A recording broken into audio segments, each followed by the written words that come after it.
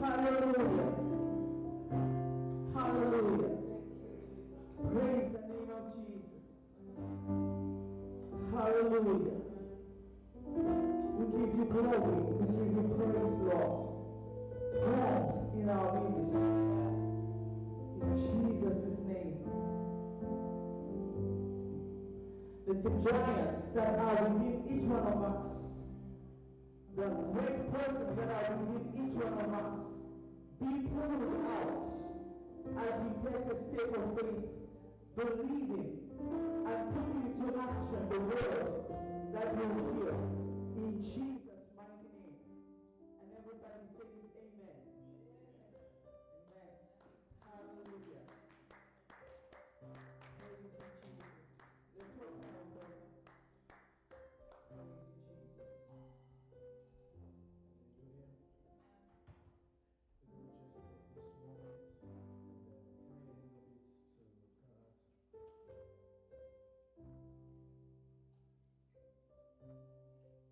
God.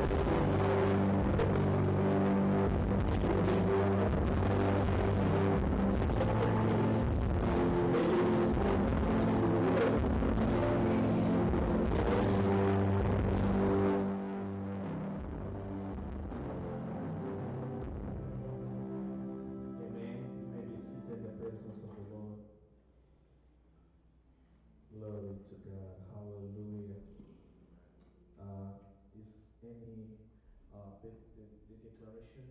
Is there anybody who has a declaration paper? Alright, so let me just try to get it on my. We're gonna do the declarations.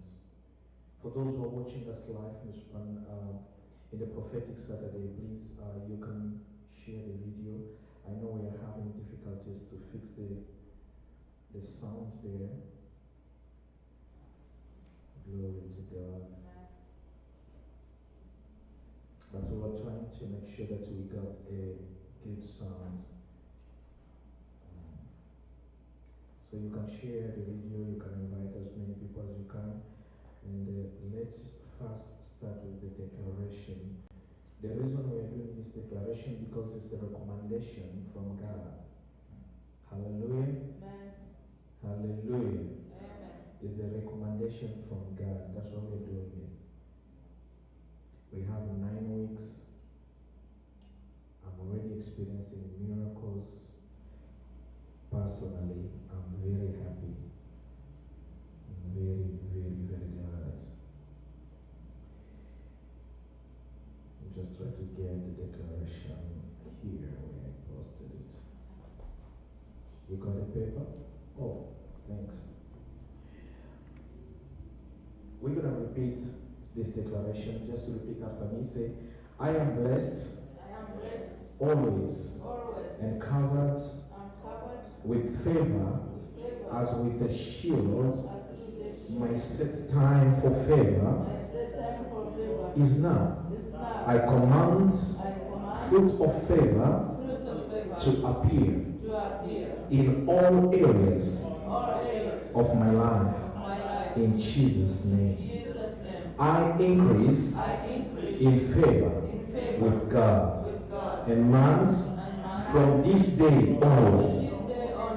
By the favor of the Lord, I invoke the supernatural open doors in my finances and everything that concerning me. In Jesus' name. Amen. Can you put your hand together for Jesus? Glory to God. I think all of you are so tired because it's a Cana's Day and you've been celebrating since 5 a.m. Hallelujah. We want to wish everybody happy Independence Day. 150 years is a long, long, long time. And the fruit is there. We see the country is well developed and study and there's just so much going on in Canada, which enable us also the opportunity to come and start some ideas and visions. So we love to be here in Canada. How many of you love Canada? The Bible said, pray for the land that you live because your blessing depends on it. Hallelujah. If you don't live in Malaysia and you're praying for Malaysia and you hate Canada, you want to receive any blessing for Canada. So pray for the land that you live in because your blessing depends on it. That's what the word of God says.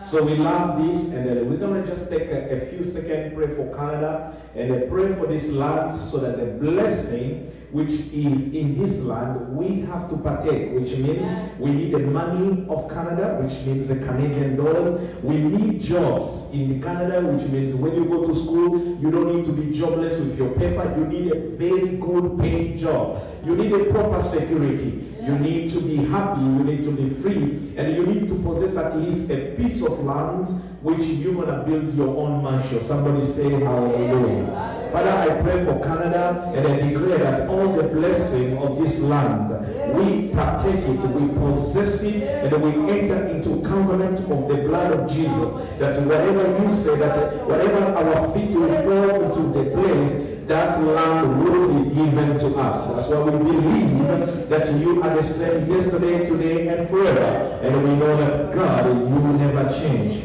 Let it be true that God, you are with us. And everybody say amen. Amen. Put your hand together for Jesus. The Bible says if you pray and you believe, it's going to come to pass to you. Amen. For I think last Sunday that we started to talk about faith. And we come to realize that faith is the portal. Faith is a tube or a connection which connects us to the invisible world where we come from. Listen, the Bible says this: before the foundation of the world, I had you in mind. Amen? Amen. So you didn't just come accidentally, born to whatever corner of the world you're born, and then you say, I don't even know why I'm here. No, it's never been about why you are here. It's always planned by God. So your existence in the world is not the plan of your father or your mother or the government. God had intent to create a man by his own image. So let me explain to you something very peculiar. God is invisible God. You can't see him. Amen? He's live in an invisible place. So when he wanted to create something which is a physical, he wanted to give the identity of himself. What I mean about identity is the capacity of operation, is the ability of creation, is the power of doing things just like him, but in the physical body. He couldn't be two at the same time. So the Bible says he picked the clay from the ground and then make a man who looked like him. Then when he put that clay, the clay wasn't walking. The clay couldn't smell. The clay couldn't touch. It was just like a structure standing there. The Bible says he breathed in the nostrils of these structures the breath of life. That breath that he breathed in the nose, that's the divine power. He gave that to a man. Then automatically a man became a human being. So when we became a human being, he gave us the authority and the mandate and said, have dominion over this. Rule over. Multiply. Take the control. So the extension of heaven become physical. So what we see here is the extension of heaven. Whatever God wanted to do there, he brought it here. Unfortunately, the plan was so clear. He planted a garden in the east of Eden. So there, he positioned a man with a very good environment, the good atmosphere. Everything was organized, animal, gardens, rivers, and all those stuff you read in the book of Genesis. It was the environment that God set for the man who will be like him, for the man who will be responsible of his a manifestation of a physical kingdom, of an extension of his colony. So the Bible says here and then in the evening, the Spirit of the Lord was coming in the Garden of Eden to visit Adam and Eve. Then something happened that they missed to agree to remain connected to the source. And because they disconnect themselves to the source, God decided to remove them to the atmosphere where they should operate like God. So they remains with the physical body, having the spirit which is disconnected from the source. How many of you understand what I'm saying? For those who came from Africa, they'll understand this exactly clear. For instance, in my country, Congo, if you see a vehicle called, for instance, Leyland, no wonder it might be an engine of Toyota inside the vehicle. But the body is completely from another name. We have so many vehicles in Congo where the engine is not the right engine. Sometimes even the seat inside the vehicle is completely for Peugeot, but they put inside another vehicle. What the people want to do, they want just to survive. Amen? They want to have a way of transportation. I've been in Nigeria. When I went there, I got an opportunity to see these yellow taxi beasts all over the place. And some of them have benches. It's not a chair. It's not like a cushion. It's a real wood bench inside a taxi. I was wondering what is going on. But they just want to make sure they reach from point A to point B. They don't care about luxury. They don't care about how the manufacturing mind was. What was the intent that the manufacturer created this vehicle for. It might be a cargo to carry on stuff or goods, but because there is no transportation, they create a way to carry people instead of goods. How many of you understand what I'm saying? Yes. So because we disconnect ourselves to God, then a man becomes a survivor. Somebody say survivor. So we have been trained now to survive without God. So we modify the ability of function. So whatever level we should function. For instance, if the vehicle, today I didn't prepare myself, then probably tomorrow I'll bring those pictures. I saw some of the pictures of Cameroon and Ivory Coast in the internet. I was so shocked to see a small vehicle, a small car, which is carrying almost 3 to 5 tons of things because they load on top, and the vehicle is almost bent. It sits on the road, and the road is potholes. So with these 5 tons, the vehicle is supposed only to carry 4 or 5 people, but they transformed a small car to carry a very huge load, which was not designed by the manufacturer in the beginning. How many of you understand that? So the manufacturer designed a small car to carry 5 people, but because there is a need to carry a lot of things, we modify. So genetically, we modify our functionality. That instead of us function like God, we start function like man. Amen? So we develop our own way of surviving. How are we going to get food? How are we going to clothe ourselves? How are we going to do ABCD? Remember in the beginning, our grandpa Adam and Eve, they did leaves as a cloth. They never put a cotton, not a linen, not a Gucci, not a Versace. There was none of that. They just collect the leaves and put there. They tried to survive. When God came, he killed a lamb. He didn't put a knife there. He killed a lamb. And he gave them a snake skin of the animal to clothe themselves. But after some period of time, guess what? Look at what we are addressing now. We modify. Hallelujah. We change a lot of things. Our mind, because we in the beginning we have been created with such power. But this power doesn't function in a full capacity because we don't have the resource from the source. So we are functioning, instead of functioning in a 100 capacity or 100%, we are functioning in a very low capacity. In a very low capacity. Then we modify how we live, we modify how we eat, we modify our relationship. Then comes the favor of God. God sent prophets. God sent people who came to tell us about the divine power of God. And his son came and he gave us a way and said, whoever believes in me, you'll be born again. Which means we're going to cut off or destroy the genetic code from where you have been connected, which is a very low function. You'll be reconnected to the original source. Somebody say hallelujah. How many of you love that? So God wants us to disconnect ourselves to our family, our culture, our tribe, our system, so that we can reconnect to the system of God.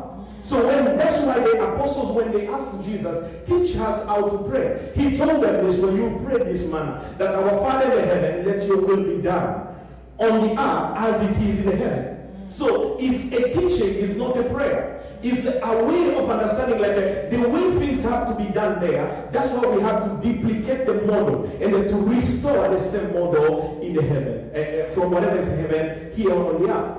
Then the confusion is, like we try to figure out, it might be physically a kingdom there, like we see the kingdom of England and all other kingdoms. And then Jesus come and give us a confirmation and say, my kingdom is not there in the way you can see. It's not physical.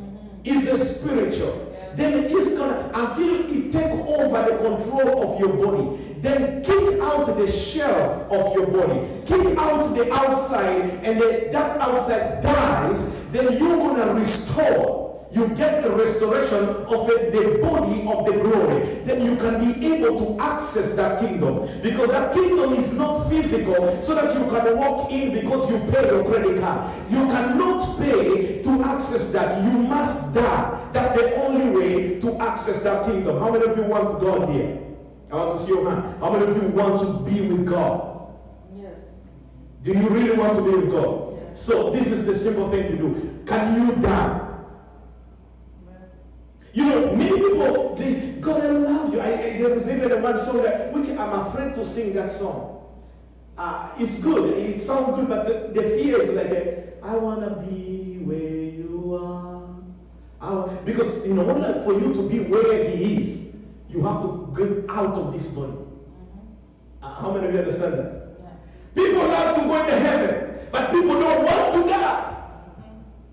If you see everybody every Sunday, people say, I love God. I want to be where God is. God say, I can bring you even today. Are you ready? Can you die? No, God, no, please. I was just talking. I wasn't meaning that.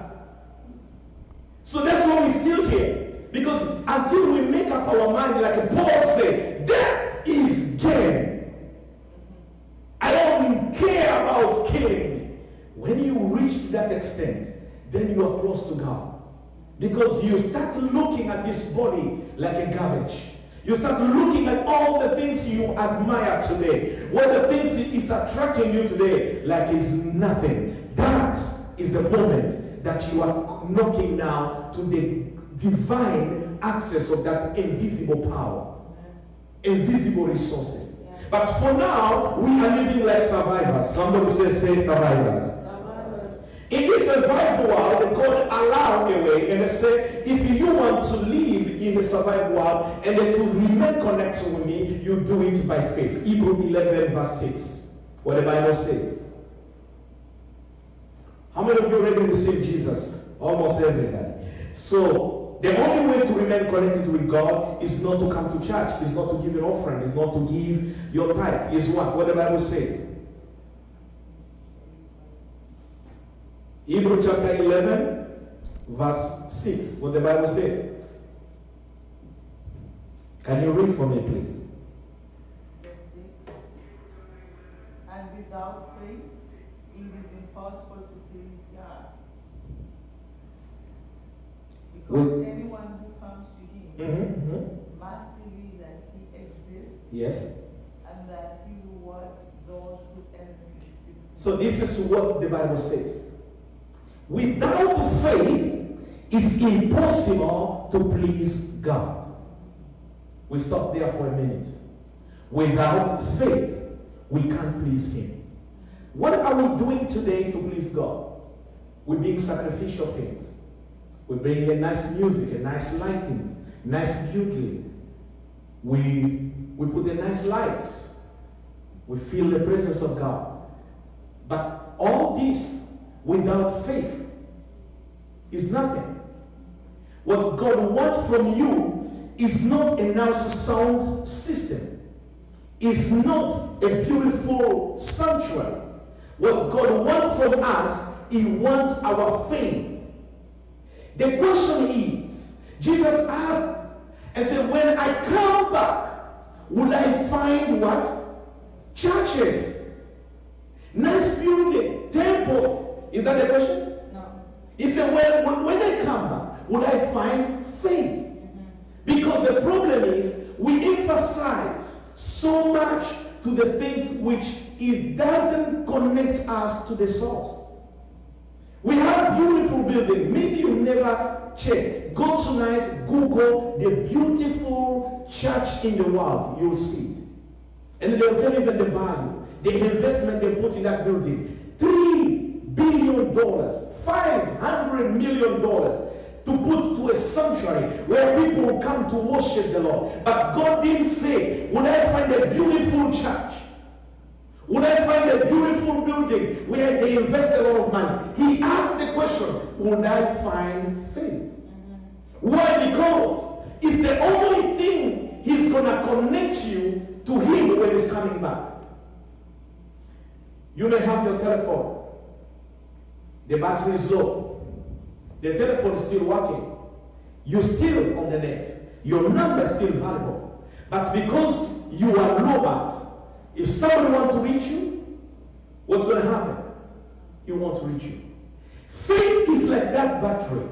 When it goes off, you still have all the things is available, but you miss, you cannot connect. Because when the Spirit of the Lord will come, the time when the rapture will be, the Spirit of the Lord will speak, and by the sound of the trumpet, He will announce. When He announces, you're not going to hear it by your physical ear. You hear it by your spirit. But if your battery, which is the faith, is shut off, there is no way the grace of God, which is salvation, which is redemption, will reach to you. The Bible says we are saved by grace through faith. So now faith is planted. Grace is there. God wants to come to save you. Now here between you and God, there is a pipe which connects you. That's what we call faith. Now we are saved by the grace of God, which He wants us. He loves us. He wants to come to rescue us. But He cannot reach us without going through the pipe, go through the tube, which we call faith. Now faith is removed, or faith is planted. How God will reach you? That's the question is, when I'll come, I'll find people in the church, but will I find faith? This is the point. God, every time He wants to reach to you. But there is one thing which I'm about to share with you in a few minutes, so that we may understand. What is blocking you to operate by faith is fear. Somebody say fear. Fear is the greatest enemy of faith. Fear is the giant killer. So many people die, not because they couldn't do anything, because they was afraid.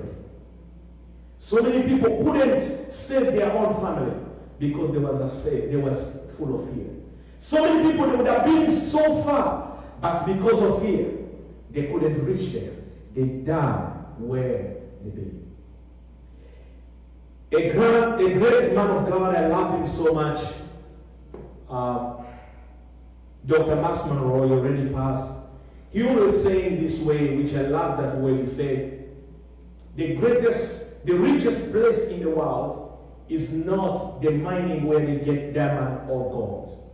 No. The richest place in the world is the graveyards, where we bury people. We bury people with vision. They never attempt to bring the manifestation.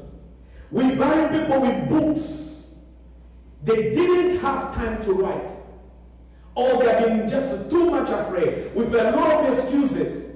If I could have a computer, I would have written. If I could have this, I would have done this. So after a period of time, they get old, and finally we take them to the tomb. They go with all the books. They go with all the ideas. They go with all the projects. They go with all the companies. The invasion of cancer. Somebody maybe die with the cure. Which the research which is going on today, it should be ended long time ago, because somebody fell with fear. He couldn't attempt to make an attempt to get a cure.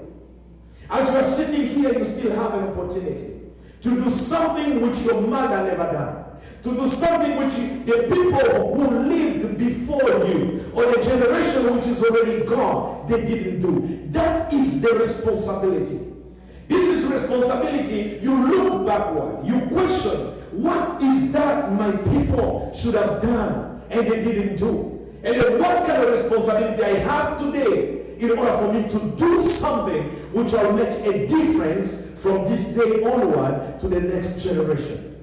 That's what we call blessing. Blessing is a responsibility. It's not money. Blessing is the responsibility to manage the ability that God puts in us. How are we going to love people? How much we love? Do we going to love people only who loves us?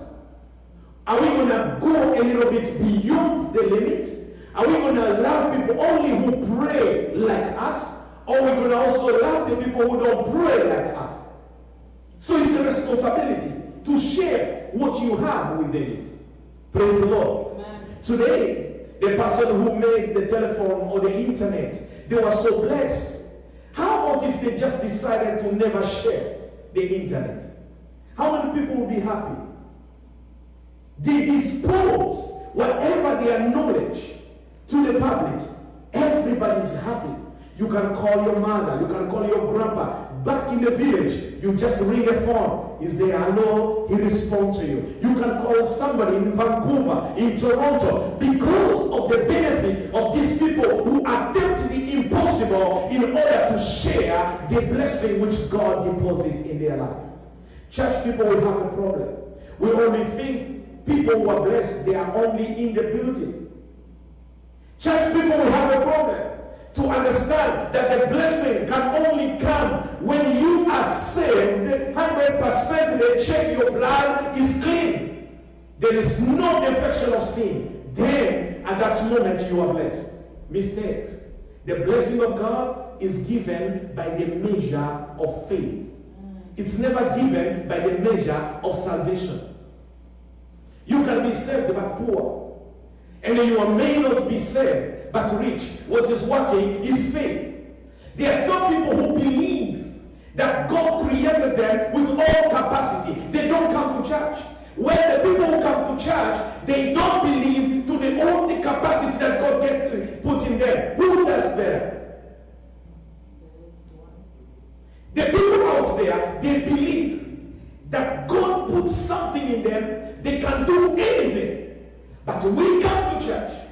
We don't believe that in us there is something. We every day think like, I'm not enough. I'm not that good. I'm not qualified yet. Who does good? The Bible says in Hebrews 11, without faith, which means without believing, it's impossible to please God. How many of you understand that? Yes. So you are not doing good to deny the capacity, the abilities, the power that God puts already in you. What He wants to do, He doesn't want to recreate more. He already created that in the beginning. What He does, He wants us to reconnect with you so that that engine which was dormant, that engine which was unfunctional or malfunction, will start functioning in a full capacity. Amen. We are functioning in a low capacity. And then because of that, we always think maybe it's because of those people, because of that, because of that. We will be very wrong if we think everybody who doesn't come to church, if he succeeds, he must be a witchcraft person. We will be very wrong. We will be very wrong to think like if somebody succeeds and they prosper, it's because they are using something which is not ungodly. We will be very wrong. Because some other people, they just believe. They just trust God. They say, my mom is not here. My dad is not here. I don't have anybody to help me. But if I live or die, I don't have any choice than to try. They keep trying until they succeed. They believe that God can do that. But as Christians, we try once. If we fail, we carry on the guilty in us. We carry on the judgmental in us. I can't do it anymore. I failed. I don't want people to laugh at me. I don't want people to do this. So we carry on this bitterness all over. We go with it and we come with it in the church. We sing with it. We give the offering. We dance with it. We go with it home. Then there is no difference. Those people give up. They say, my mom died, my dad died. I don't have anybody to help me. If I stay here, I'll die anyway. Let me die trying. Let me die moving forward. I want to tell brothers and sisters, you can't reverse anything. Whatever day is going to come, sickness will be there. Problem will always be there. So if you're waiting for a good moment, that good moment will never come. It's better you put yourself together. It's better you to collect your mind and then set up your mind and say, enough is enough. I'm not going to stay in the backside. I'm deciding to do what God calls me to do. That's what we call faith. It's an action. Faith is not a sitting back and expecting God to do things on your behalf. Faith is taking an action. to believe that no matter what, if I'm going to die, and he died, that is, I'm not dying, God will take care of me. When you start operating in that dimension, you just activate the power of God. What is fear? Fear, I describe this way, is a false evidence appear to be real. False evidence. False evidence. Hallelujah. False evidence. If I'm asking somebody, is that a light, or it just contains the light? Everybody has his own opinion. Somebody may say that is a light flower. For another person may say it's not a light flower, it contains the light. How many bulbs are in there in order to reflect the whole thing, to bring the whole thing like a light? In reality, the bulb is not the light, but is covering the power which is in emotion in order to produce light. The whole thing is not the light, but look, the whole thing resonates the power of the light which is in. You can only manifest what you have within you. Yes, it's impossible to produce something which you don't have.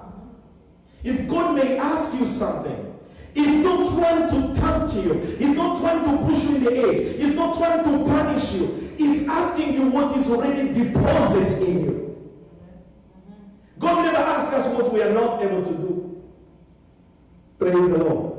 But fear is the evidence of things which appear to be real, yet is not. This looks like a light, but it's not the light. But he has a light somewhere in there. It's just a plastic. And those flowers, those trees, since we started here, it never grow. It's just there. Looks so natural, looks so beautiful, but in reality, you and I know that is not real. It doesn't grow. But its look appear to be real. That is what is fear. Fear is the manifestation, is the evidence of false information, of false things which appear to be real. Amen? Hallelujah. Amen. Somebody told you, if you do this, you're not going to die. If you do that, you're not going to die. You'll die anyway. You'll die anyway. It doesn't matter you jump from the building. It doesn't matter you go to the army where there is a war in Afghanistan, but you can come back alive with not even a bullet touching you. When you sit here home, sleeping in your bedroom, somebody in the basement is cooking in another apartment. After cooking, you are sleeping without knowing the fire took the whole building, and you burn in the house, and someone in the field tried to fight, bullets are flying all over, grenade and everything, he come back home alive. What happens? We die anyway. It doesn't matter, don't play safe. When you play safe, you lose. Somebody say hallelujah. Church is losing every day because we are trying to play safe. We are avoiding to do things which God is calling us to do. We are avoiding to attack, to do the things which we have been called to do. Job 3 verse 25. The Bible says right there.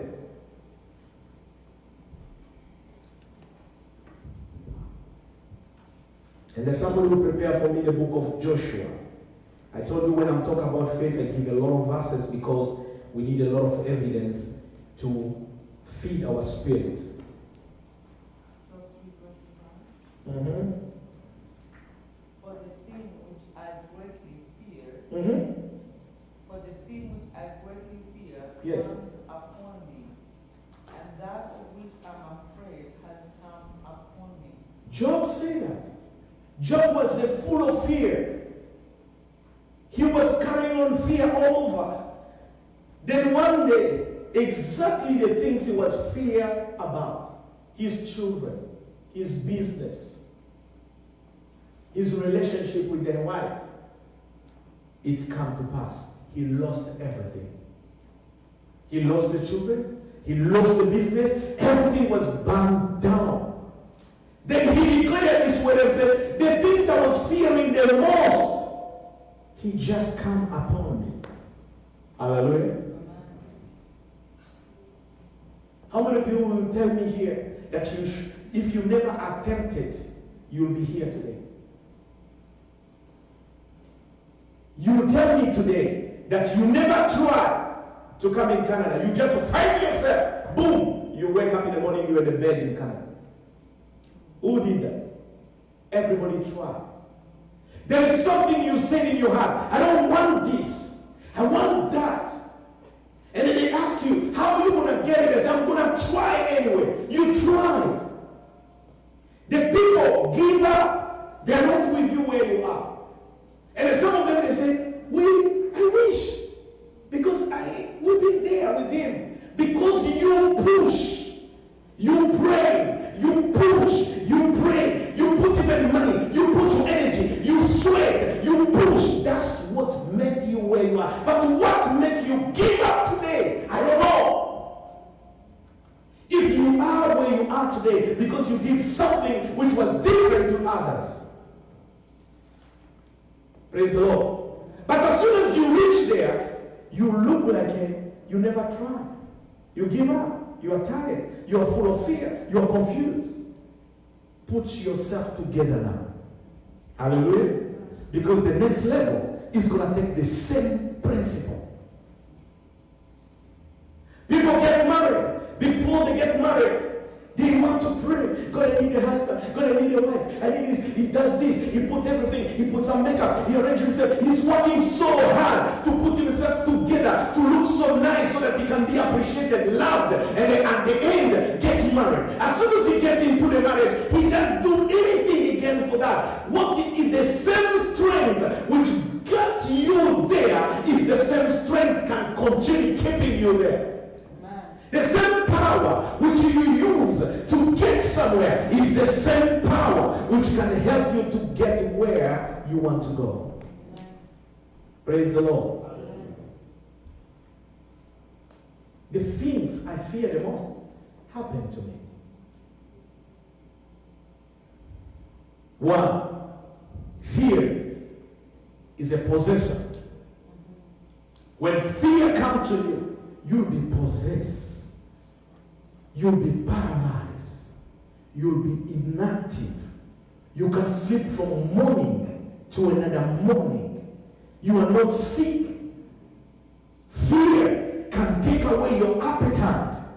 Fear can reduce you to a small boy, yet you are a big man. One time I was watching a movie.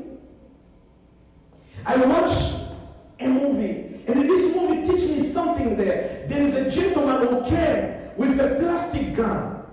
It wasn't a gun. But it was a plastic gun.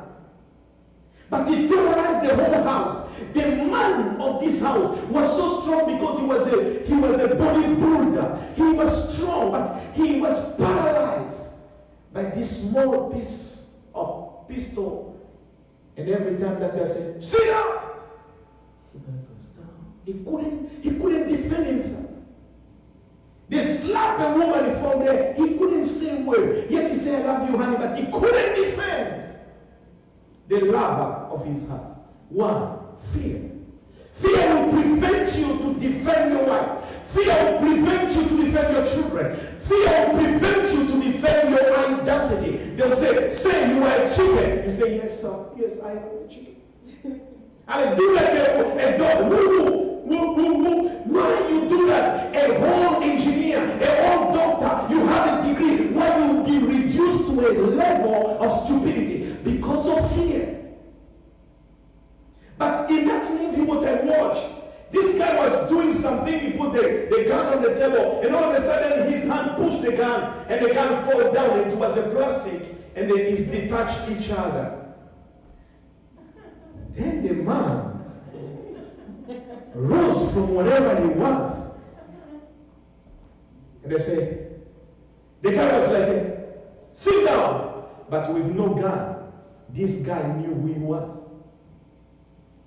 He knew, this guy, I can smash him. I can break him in a second. But now this guy think because of the fear which this person developed already, he's going to continue taking authority. The guy discovered it wasn't a gun, it was a plastic. It fell down and then disconnected itself, and the man stood up. And they beat this man to death. That's what I want to see you doing. The devil is a liar. What he does, he has the size of an ant, but he put a big, strong light in this side, which projects his shadow to the wall as a big monster. When he does this, you say, oh my God, I'm dying. Look at that. So he wants to make sure you don't focus to his size. You focus to the fake image that is producing. Then you are afraid because of the shadow, and then you don't know the reality.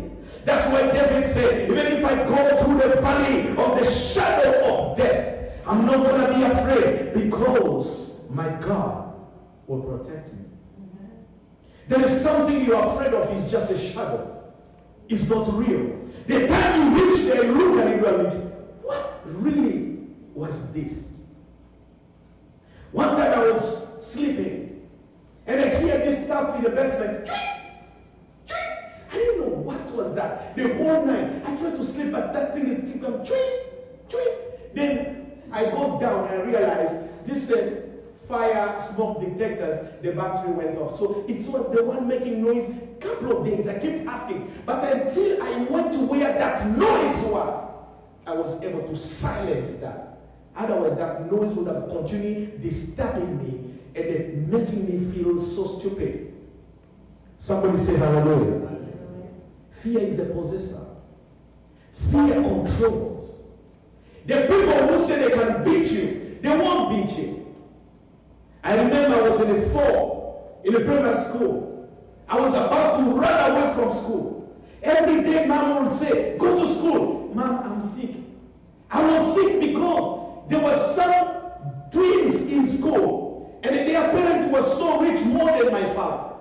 And every time, these people, they don't know anything. Their head was empty. But I was like the second of class and the first of class. But now they're intimidating me and threatening me every time when the school is over.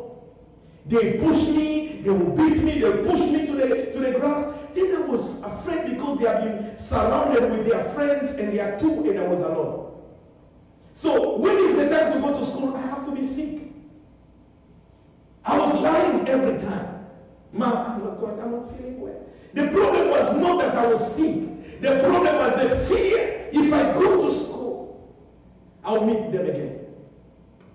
Many people fail in life because at the place of work, there are some people who are threatening you. The way they talk to you, the way they treat you, it makes you feel like you are a loser. Mom developed also another habit. If I refuse to go to school, they beat me. They kill me. So, fire was at home, fire at school. I decided to start running school. Then they start reporting, I'm not at school. I didn't know where to go now. One day I decided to go. They pushed me, I didn't say anything. I just go on. They pushed me, I didn't say anything. One day, they pushed me. I don't know, from nowhere. I just rise within me. From nowhere, I hit by the head one of that twin. He fell down, and then one of his teeth was removed. The blood was all over. Then they look at me. Another one come, I kick him so big. I was kicking not to live, either to die, or you feel my whole body pressure. I was kicking them with all my strength because I know I'm alone here. If I kick, let me kick forever. I was kicking seriously. Now I came to realize what the Bible says, if you find something, do it with all your strength. I kicked the other one, the teeth was out. I kicked another one here on the belly. Bah! He started screaming and crying. All the other people, they ran. The next day I came to school. I was the chief. Nobody will touch me. They've been looking at a distance. They don't even is afraid of me. They think I have something which if you come, one of your teeth will go away. I want to tell you, you have the power to kick the demons and they are silent. But the problem is you use too much fear. You come like this. Before you reach, they kick you, you run. The battlefield which the enemy uses is our mind, is not our body. What the enemy does, he projects a message to your brain which is going to silence and then controls you. So that's what he does. My time is up. I wasn't watching. Sorry. We're not going to read Joshua. Probably we'll do that tomorrow. Fear is dangerous thing. Hallelujah. Let's just read this verse, which is going to help you. Hebrews 12, verse 2. What the Bible say there? Verse 2 say, fixing our eyes on Jesus, Fixing our eyes on Jesus. the pioneer and perfecter of our faith. I will preach that tomorrow. Is the author and the finisher of our faith. Faith is not us designing it. No. Faith is not a church development style. Faith is not a church principle. Faith is a gift from God. That's why the Bible says if you don't have faith, ask God, who is the author of the faith. He's going to give you faith.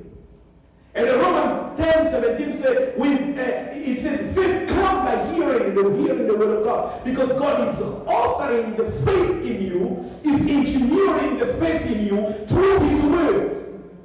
Hallelujah. The tools that He's using is in the book of Genesis up to Revelation in order to engineer a faith with you so that you can use that faith to work in the supernatural, in the physical realms. Fear, false evidence appear to be real. It's fake. Doesn't even exist. But it's the evidence. Is there? You can even see.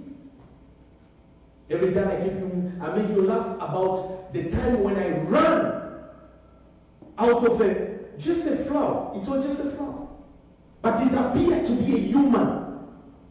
Because I had fear in my brain. And I designed things in my fear. And it appeared to be real. And I ran. Yet it wasn't that. If you go back to check what made you run, you'll be so laughing. You'll be laughing. Let's pray. Father, in the name of Jesus, we thank you for the opportunity to share the word. We can't please you without faith. We have a lot of things we do, which is just generally to make us feel good. But we want to have peace with you and a peace of you.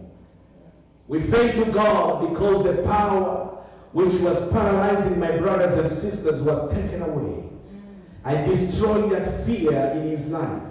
I go to the roots and disconnect it completely. Let that fear die now and let faith arise. In Jesus' name we pray. Amen. May God bless you. Tomorrow we have a big day, so we should be very much prepared for the day. And be prepared because God is in control. God bless you.